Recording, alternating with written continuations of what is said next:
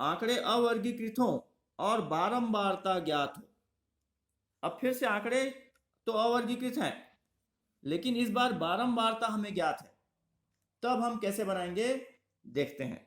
तो यहां पर देखिए प्रश्न जो है हमारा वह है प्रश्न क्रमांक 3।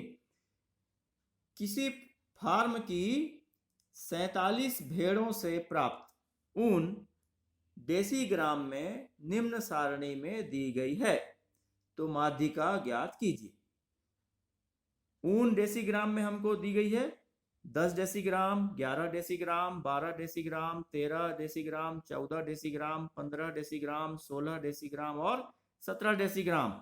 और इनकी संगत बारंबारता हमें ज्ञात है। 10 की बारंबारता है 1, 11 की बारंबारता है 2, 12 की बारंबारता है 3, इस तरीके से हम आगे बढ़ते जा रहे हैं। 17 की बारंबारता है 4। तो यहाँ भी हमको देखो आंकड़े अवर्गीकृत हैं, तो इस और बारंबारता लेकिन यहाँ पर ज्ञात है। बारंबारता मतलब f यहां पर हमें ज्ञात है। तो इस कंडीशन में हम कैसे बनाते हैं देखिए।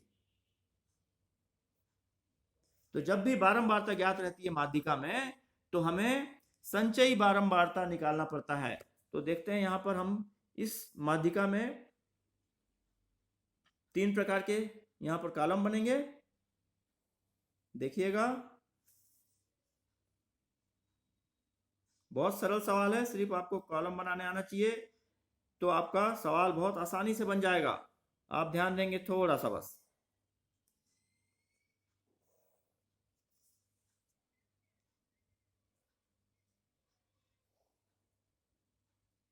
हाँ देखिए, सबसे पहले हम क्या लिखेंगे यहाँ पर, ऊन। ऊन किस में है, ये डेसीग्राम में है, डेसीग्राम में है। उसके बाद हमको दी गई है बारंबारता, जिसे हम अंग्रेजी के अक्षर F से दर्शाते हैं। और उसके बाद यहां पर हमें निकालना पड़ेगा संचयी बारंबारता। क्या निकालेंगे हम, संचयी बारंबारता, जिसको मैं बताया अंग्रेजी के अक्षर CF से दर्शाते हैं, CF। ठीक है। अब देखिए पहले हम लिख लेते हैं। यहां भी हमें ध्यान देना यह है कि जो ये ऊन है वो क्या है, हमारे चर है। चर और बारंबारता में फर्क होता है। तो चर जो है माध्यिका में हमेशा बढ़ते हुए क्रम में होना चाहिए, आरोही क्रम में होना चाहिए। और मैं बताया था अगर प्रश्न में पहले से आरोही क्रम में है तो आपको व्यवस्थित करने की जरूरत नहीं है, लेकिन अगर आरोही क्रम में नहीं है तो हमको उसको आरोही क्रम में व्यवस्थित करना पड़ता है। लेकिन इस प्रश्न में देखिए जो हमको चर दिया हुआ है यह आरोही क्रम में है। 10, 11, 12, 13, 14, 15, 16, 17 मतलब बढ़ते हुए क्रम में पहले से है, तो हमें कुछ करने की जरूरत नहीं है। तो यहाँ पर हम उसको उससे पहले से लिख रहे हैं, यहाँ पर 10, 11, 12, 13, 14, 15, 16 और 17। ये हमारा चर लिखा गया। अब इसको मैं पहले क्लोज कर दे रहा हूं।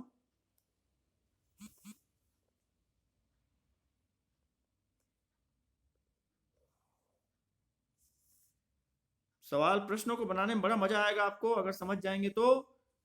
बहुत ही आसान प्रश्न है, बहुत ही सिंपल प्रश्न है और मजा भी आ रहा है इसको बनाने में, आप लोग को भी आनंद आएगा। तो अब देखिए 10 की बारंबारता यहां पर कितनी दी हुई है, 1।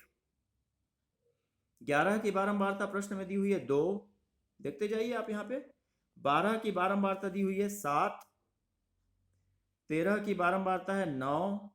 14 की बारंबारता है 11। बारंबारता में क्रम का व्यवस्थित होना जरूरी नहीं है, ये छोटी बड़ी हो सकती है, लेकिन चर राशि माध्यिका में हमेशा बढ़ते हुए क्रम में आप लिखोगे। उसके बाद 15 की बारंबारता है आपकी 8। 16 की बारंबारता है 5 और 17 की बारंबारता है 4। ठीक है। अब हमें यहाँ पर क्या निकालना है, संचयी बारंबारता। तो संचयी बारंबारता हम कैसे निकालते हैं देखिए, ये जो पहला अंक है हम उसको वैसे ही लिख देंगे। पहला क्या है, 1, तो हम पहला बारंबारता को वैसे ही लिख दिए 1। उसके बाद जो ये 1 आया इसको हम दूसरी बारंबारता से जोड़ेंगे। तो 1 और 2, 2 से जुड़ जाएगा, कितना आ जाएगा ये 3। ये अब 3 मिला, 3 किससे जुड़ेगा, तीसरी बारंबार इधर तीसरा वाला से, उसके नीचे से। तो 3 और 7 कितना हो गया 10। 10 जुड़ेगा उसके नीचे 9 से, 10 और 9 19। 19 जुड़ेगा नीचे 11 से, 19 और 11 हो गया 30। 30 जुड़ेगा 8 से, 30 और 8 हो गया 38। 38 को किससे जोड़ेंगे, 5 से, तो 38 5 हो गया 43। और 43 और 4 जुड़ जाएगा, क्या हो जाएगा 47। ठीक है, तो ये जो हमको लास्ट में जो 47 मिला यही हो जाता है हमारा n। ये जो 47 मिला ये क्या हो जाता है n। इसको हम यहाँ पर मान लिए n। अब यहाँ पर हम लिखेंगे, यहाँ पर आगे ये हमको बस इतना ही करना है, इसमें और कुछ नहीं करना है, सिर्फ संचयी बारंबारता निकालना है और देखेंगे कि अब इसके बाद यह सम है या विषम। तो यहाँ पर हम लिखेंगे, यहाँ पदों की संख्या जैसा हम बनाए थे अभी इसके पहले प्रश्न में, सेम अब इसके बाद वैसी बनेगा। पदों की संख्या n बराबर क्या मिला 47, जो कि क्या है विषम संख्या है, विषम संख्या है। तो जब विषम संख्या मिल गई तो हमें विषम संख्या वाला सूत्र निकालना है, लगा देना है। तो यहां पर क्या हो जाएगा देखिए, इसलिए माध्यिका MD बराबर सूत्र क्या है विषम, जब अगर विषम संख्या मिलता है तो हमें माध्यिका क्या मिलती है सूत्र के लिए, n + 1 बटे 2वां पद, n + 1 बटे 2वां पद। अब रख दीजिए यहाँ पर n का मान, n कितना मिला था हमें 47, तो ये हो गया 47 धन 1 बटे 2वां पद। और जब जोड़ दीजिए इसको तो 47 और 1 कितना हो गया 48 बटे 2वां पद। और 48 में जब 2 से भाग देंगे तो 2 दूनी 4, 2 चौक 8, मतलब क्या आया यहाँ पर हमारे पास 24वां पद। क्या आया 24वां पद। अब यहाँ पर 24वां पद कैसे देखेंगे, 24वां पद हम ये जो संचयी आवृत्ति निकाले हैं वहां पर देखेंगे कि ये जो 24वां पद है वह किस संचयी आवृत्ति के अंतर्गत आता है। तो संचयी आवृत्ति कैसे देखेंगे, देखिए 24 1 से बड़ा है, 3 से भी बड़ा है, 10 से भी बड़ा है, 19 से भी बड़ा है, लेकिन यहाँ 30 से छोटा है। तो जो पहला जो छोटा है जहां पर आ जाता है वह हमारा, हम कह सकते हैं कि 24 किसके अंतर्गत आएगा 30 के अंतर्गत। समझ गए, ये जो 24 मिला है वो 1 से बड़ा है, 3 से भी बड़ा है, 10 से भी बड़ा है, 19 से बड़ा है, लेकिन 30 से छोटा है। तो हम यहां पर क्या लिखेंगे, चूंकि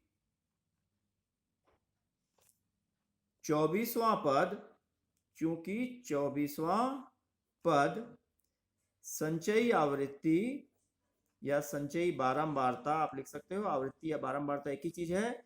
संचयी बारंबारता किसके अंतर्गत आ रहा है 30 के अंतर्गत आता है। संचयी आवृत्ति 30 के अंतर्गत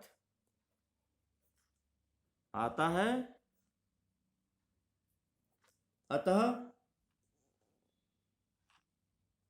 अतः संचयी आवृत्ति, आप लोग भी साथ में नोट करते जाइए, अतः संचयी आवृत्ति 30 के संगत पद मूल्य, 30 का, के नहीं 30 का संगत पद मूल्य कितना है। देखिए ये जहां पर 30 है उसके संगत ये वाला जो पद मूल्य है कितना है 14। 30 के आगे जो उन का जो चर राशि है वो कितनी है 14। तो यहां पर हम लिखेंगे कि 30 का संगत पद मूल्य कितना है 14 है, 14 है। अतः माध्यिका बराबर हो जाएगा 14 डेसीग्राम। अतः माध्यिका बराबर क्या हो जाएगा 14 डेसीग्राम। ये हो गया हमारा